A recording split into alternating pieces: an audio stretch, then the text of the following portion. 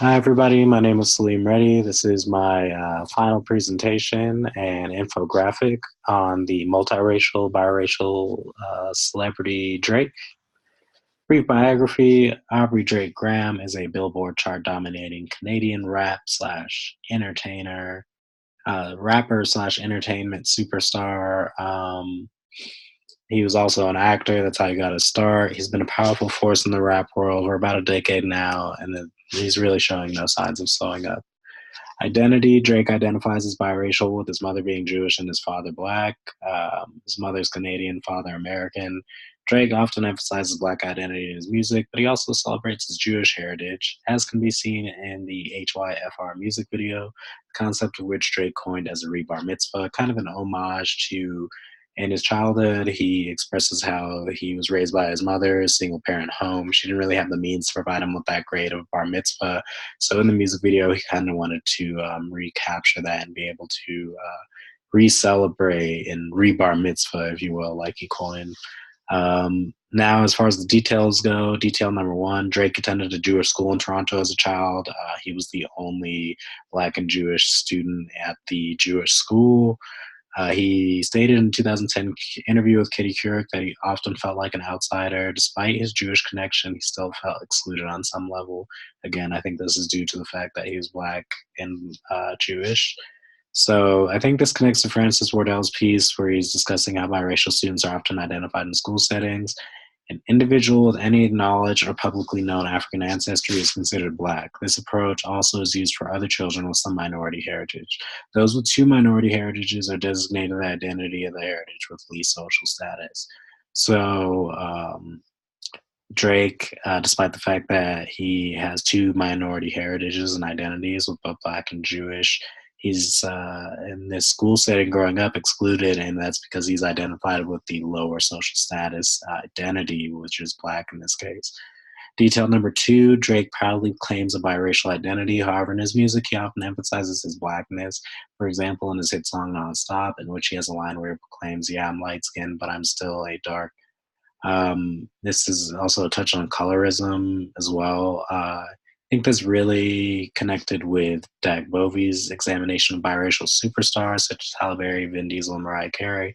In specific, Mariah Carey, there's a quote where she discusses how Carey proudly asserts a biracial identity while alternately encoding blackness and otherness in the media.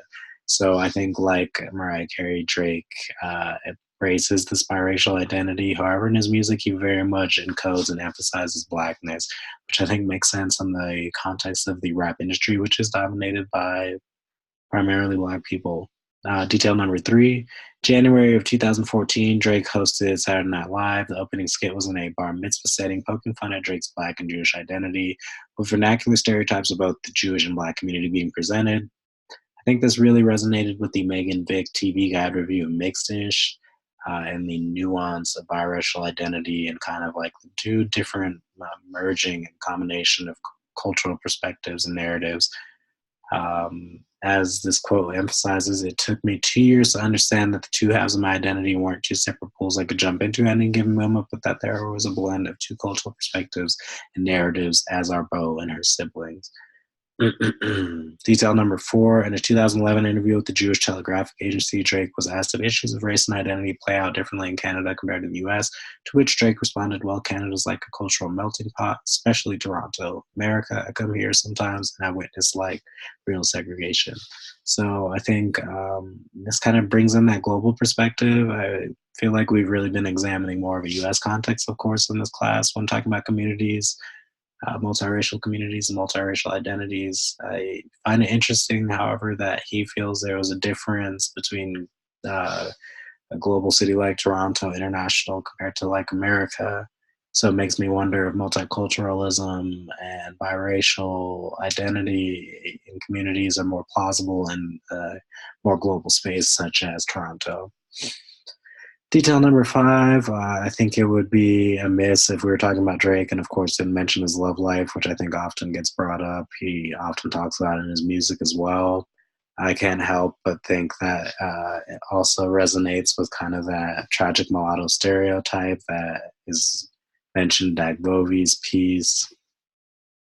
I also found it interesting that him and another famous Black and Jewish biracial person romantically linked at one point with Zoe Kravitz. I think that kind of spoke to the idea that like multiracial dating patterns and how oftentimes multiracial people, biracial people end up in relationships with other multiracial, biracial people.